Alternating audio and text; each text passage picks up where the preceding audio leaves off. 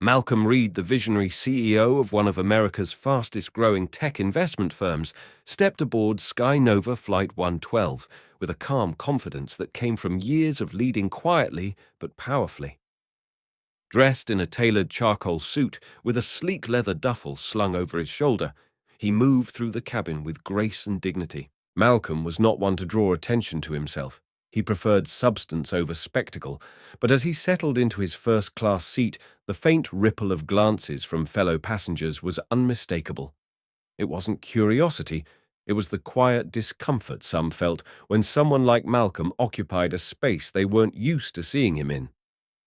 Still, Malcolm remained composed, knowing that his presence here was earned, not given. The flight attendant approached him just as he was adjusting the headrest and placing his phone into airplane mode. "Mr. Reed?" she asked with a brittle smile that didn't reach her eyes. "Sorry, but your meal selection is unavailable. We only have the basic option left." Malcolm blinked confused as he had confirmed his order. SkyNova's renowned Wagyu beef entree 3 days in advance. "May I ask what the basic option is?" he inquired politely. "Just a turkey sandwich and water," she replied, already turning her attention to the passenger behind him. There was no apology, no attempt to offer a replacement, no acknowledgement of the situation. Malcolm exhaled slowly, the chill of her indifference settling deeper than the cabin air. As the flight continued, Malcolm observed the service being extended to other passengers in first class, every one of them white. Champagne flutes were refilled without prompting, and artisanal meals were served with care. He saw Tiffany pause to chat with a couple about their recent vacation to Italy, laughing openly and ensuring their requests were met. Meanwhile, Malcolm sat quietly with a plastic-wrapped cold sandwich and a lukewarm bottle of water. No one checked on him again. The disparity was blatant, and it wasn't just about the meal, it was about presence treatment and the subtle message that he didn't quite belong. Despite the discomfort, Malcolm didn't react with anger. His face betrayed nothing, but inside a familiar ache returned a reminder of the many times in his life where excellence had not shielded him from bias. He thought of the boardrooms he had walked into where people assumed he was the assistant, not the CEO. He thought of the investors who'd asked to meet the real decision-maker, and now here, 30,000 feet in the air, it was happening again. The cabin crew might not have known his name or his influence, but Malcolm knew exactly who he was, and more importantly, what kind of company he ran. Rather than stew in quiet indignation, Malcolm opened his laptop and began typing. He drafted a memo, not just a complaint, but a framework for evaluating frontline staff engagement, bias indicators in service delivery, and data tracking for customer complaints by demographic. If this could happen to him, it was certainly happening to others. He wouldn't use his position for revenge, but he would use it for change. And as the hum of the engine surrounded him, the cold sandwich untouched beside him, Malcolm was already thinking 3 moves ahead. As the plane began its descent toward New York, Tiffany returned once more, finally offering a smile and asking if he needed anything before landing. Malcolm simply thanked her eyes, steady tone composed. He wasn't interested in small gestures made too late. What mattered now was accountability. By the time the wheels touched the runway, Malcolm Reed had already made a silent decision. This wasn't just about his experience. It was about every passenger who had ever been made to feel invisible in a place where they had every right to be seen. And Malcolm intended to ensure SkyNova Airlines would remember that long after Flight 112. As the plane glided through the sky above the East Coast, Malcolm Reed remained seated, appearing as composed as ever. To the casual observer, he was simply a busy executive reviewing a document on his laptop. But beneath his still exterior, there was a storm of reflection and resolve. The incident with the meal had not been a one-off error. It had been deliberate, subtle, and far too specific to dismiss. Malcolm had long learned to recognize the difference between an honest mistake and a calculated slight. This wasn't about food. It was about being made to feel like an outsider in a space he had rightfully earned. And the fact that no one else in that cabin seemed to notice or care only deepened the sting. He didn't fume. He didn't make a scene. That was never Malcolm's way. Instead, with practiced discretion, he opened a secure communications app on his phone and typed a short message to his chief of staff. Brandon Myers, need all flight logs for SkyNova. 112 passenger seating crew assignment. Incident records for last 18 months. Pull complaints related to service in first class, focus on race bias. He paused, then added, also secure onboard video if available. Quietly, he hit send and returned to his screen eyes, never betraying the gravity of the request. He wasn't just a passenger. Now he was an investigator preparing to expose a deeper issue. Back in their Manhattan office, Brandon received the encrypted ping and immediately knew this wasn't a routine check-in. He had worked with Malcolm long enough to read between the lines. When Malcolm sent short, direct orders, it meant something serious had occurred. Without delay, Brandon accessed the company's executive compliance tools, contacting a liaison at SkyNova's corporate arm through back channels. He didn't reveal everything, but the message was clear. The CEO of Apex Holdings had experienced discriminatory treatment mid-flight, and this wasn't going to be ignored. Brandon flagged the request as top priority and authorized a silent trace on crew member incident files and service analytics. Within an hour, a discreet but thorough investigation was underway. Malcolm's assistant reviewed archival footage from other recent flights, comparing service patterns between black and white passengers seated in premium class. Preliminary reports began trickling in patterns that could no longer be brushed aside. There were inconsistencies in how meals were distributed, in how requests were fulfilled, and even in the tone of crew responses. While SkyNova's HR data had never been scrutinized under this specific lens, Malcolm knew exactly where to look, and Brandon knew how to connect the dots. As Malcolm gazed out the window, watching the clouds drift below, he thought about the weight of this moment, not just for himself, but for every traveler who had ever felt the sting of subtle exclusion and had no voice to challenge it. His mind wasn't focused on vengeance or scandal, it was focused on impact. He didn't need an apology. He needed accountability. He needed change baked into the system. In that moment, Malcolm wasn't just a customer. He was a CEO wielding the power of data, leadership, and truth. He closed his laptop, softly placed his phone screen down on the tray table, and folded his hands in his lap. He wouldn't say a word until he had the full picture. Tiffany, the flight attendant, passed by without making eye contact. She likely thought her behavior would be forgotten as soon as the flight landed. But what she didn't realize was that Malcolm Reed remembered everything, and he had the tools, the people, and the reach to ensure this story wouldn't end at the terminal gate. This wasn't just a quiet response. It was a calculated one, and the reckoning was already underway. By the time Malcolm Reed's flight touched down, the wheels of accountability were already in motion. While passengers disembarked oblivious to the quiet storm building behind the scenes, Brandon Myers sat in Apex Holdings' operations war room, surrounded by screens, documents, and call logs. One monitor played the cabin footage retrieved from SkyNova's internal security system as Brandon watched a knot tightened in his chest.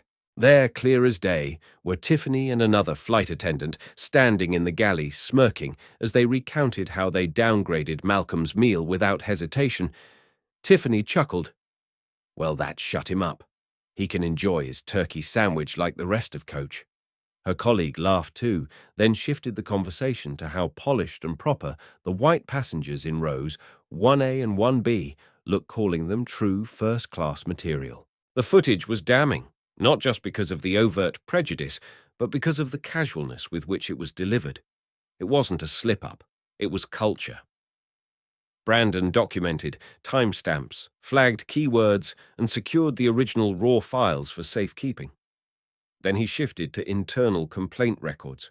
Using legal access granted by Malcolm as CEO, he combed through HR archives from SkyNova's East Coast operations. What emerged painted a sobering picture. Tiffany wasn't new to this kind of behavior. Over the past 3 years, 4 formal complaints had been filed against her, 2 from black passengers and 1 from a Filipino woman traveling for business. The notes were curt, no action warranted, lacked supporting evidence, and in one case, passenger perception subjective. The dismissals were always signed by the same regional HR supervisor, someone with known ties to Tiffany's cousin on the hiring board. It was clear now. This wasn't an isolated incident. It was a symptom of a system built to deflect scrutiny rather than deliver justice. Brandon compiled every piece of evidence into a secure digital folder. Video clips, transcribed conversations, complaint summaries, and a timeline of ignored red flags. The weight of it was heavy, not because it surprised him, but because it confirmed a quiet truth that so many had whispered about for years. It wasn't just about Malcolm. It was about everyone who had been made to feel small and powerless at 30,000 feet. Malcolm reviewed the files in silence that evening. His expression didn't shift, but his resolve solidified. He knew what had to be done, not just for his sake, but for the countless voices that went unheard. He drafted a letter addressed directly to the executive board of SkyNova Airlines. It was concise, professional, and chillingly direct. He attached the secured video files, labeled each piece of evidence clearly, and ended the message with one searing question. In bold, "Is this who we are?" He didn't call for specific punishments. He didn't make demands. Instead, he handed them a mirror and waited to see who among them had the courage to look. The email was sent with top-level encryption, but word of its contents spread fast within the industry. Within 24 hours, chatter buzzed across compliance groups, investor forums, and even among federal regulatory whispers. SkyNova, a company that prided itself on inclusive marketing and polished image campaigns, now faced a reckoning that couldn't be smoothed over by PR.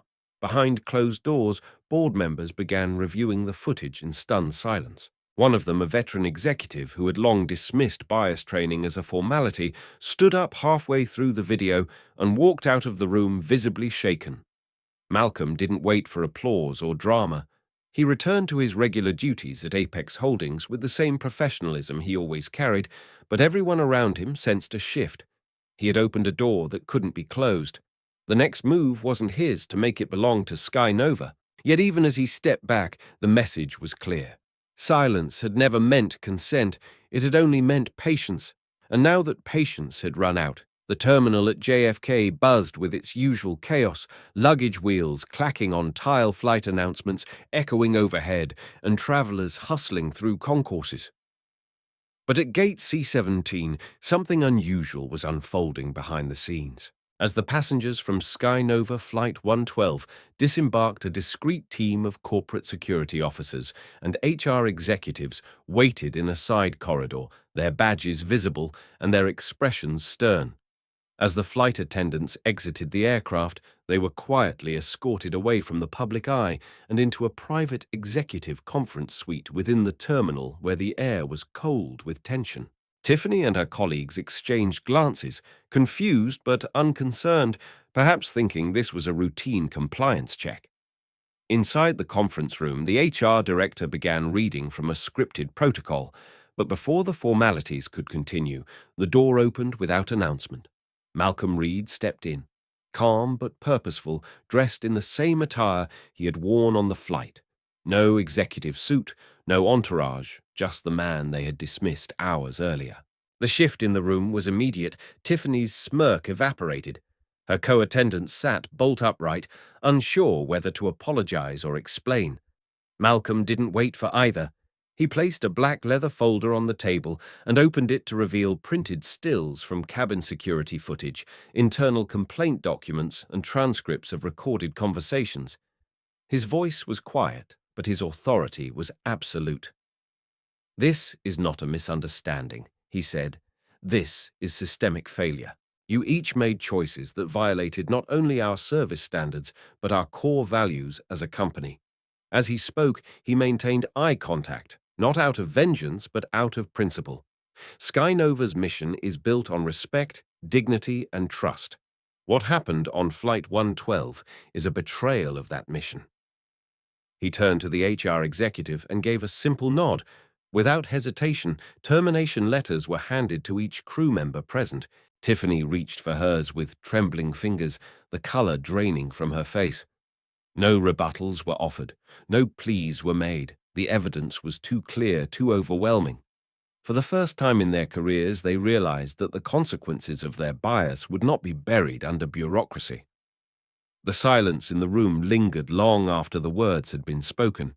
The attendants sat in disbelief, processing not just the loss of their positions, but the reality of whom they had targeted. Malcolm had been polite, composed, and professional during the flight, and yet he had been treated as if he were beneath first-class standards. Now they realized they had humiliated the very man whose leadership kept their airline in operation. Tiffany tried to speak, but the words caught in her throat. The others lowered their eyes, the weight of their assumptions crashing down all at once. What had felt like a small act of superiority in the air now revealed itself as a career-defining mistake. Malcolm didn't revel in their regret. He didn't raise his voice or declare personal victory. His purpose wasn't punishment, it was transformation. He closed the folder, took a breath, and spoke one final sentence before leaving the room. This isn't just about you, it's about what we allow, what we excuse, and what we stand for. With that, he walked out, leaving behind a silence filled with reflection. Outside the room, Brandon was waiting already, fielding calls from SkyNova's board members and legal counsel. Word of Malcolm's actions had traveled fast, and the airline now faced a reckoning far larger than one terminated crew. The aftermath sent ripples through the entire company. Within 48 hours, an internal memo was circulated to all SkyNova employees, reaffirming the company's zero-tolerance stance on discrimination and outlining immediate changes to crew training and accountability measures. Malcolm's confrontation wasn't just about addressing a moment of disrespect. It was about rewriting the standard by which respect would be measured moving forward. For those who thought he would stay silent, he had sent a clear message. Leadership is not about appearances. It's about action and the courage to take it when it matters most.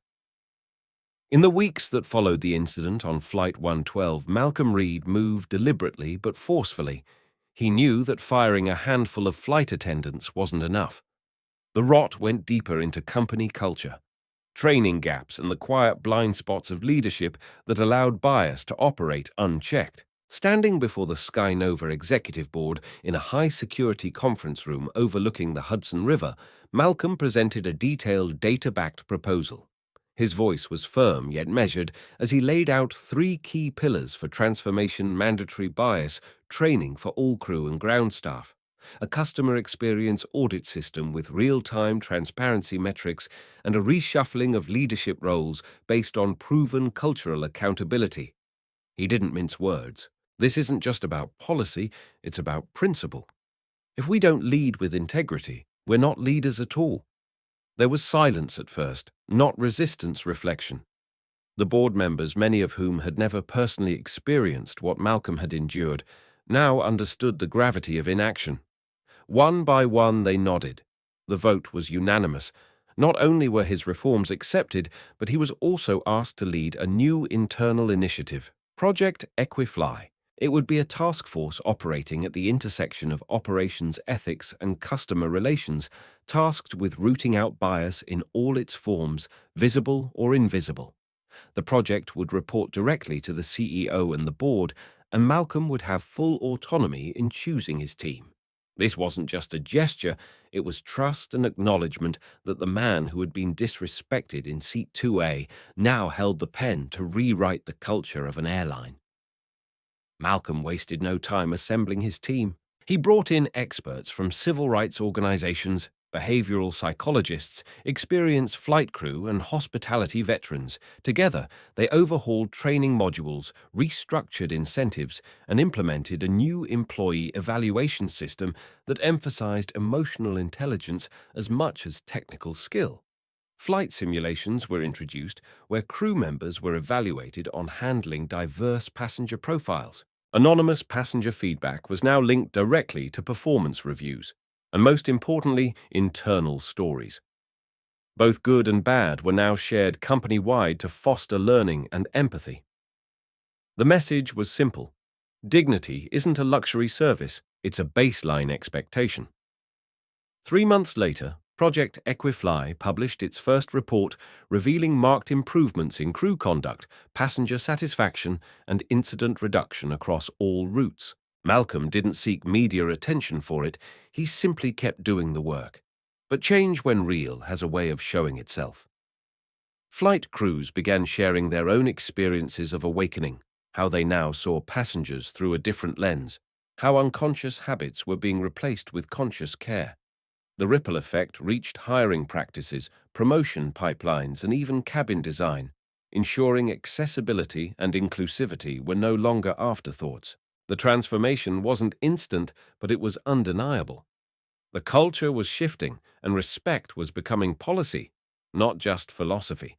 One autumn morning, Malcolm once again boarded a SkyNova flight, this time to Denver. As he entered the aircraft, the purser, a Filipino-American woman named Eleanor, smiled warmly. "Mr. Reed, welcome aboard," she said, her tone filled with sincerity. The crew was diverse, engaged, and genuinely attentive.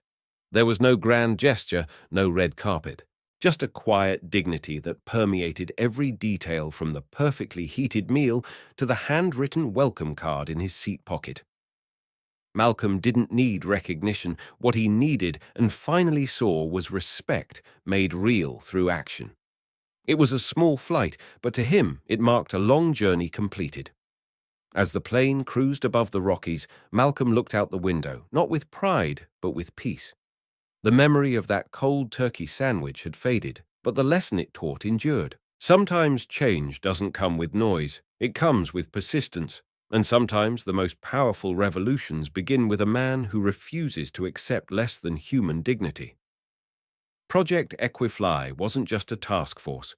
It was a statement that in the skies above, every passenger deserves to feel seen, safe, and valued, no matter where they sit.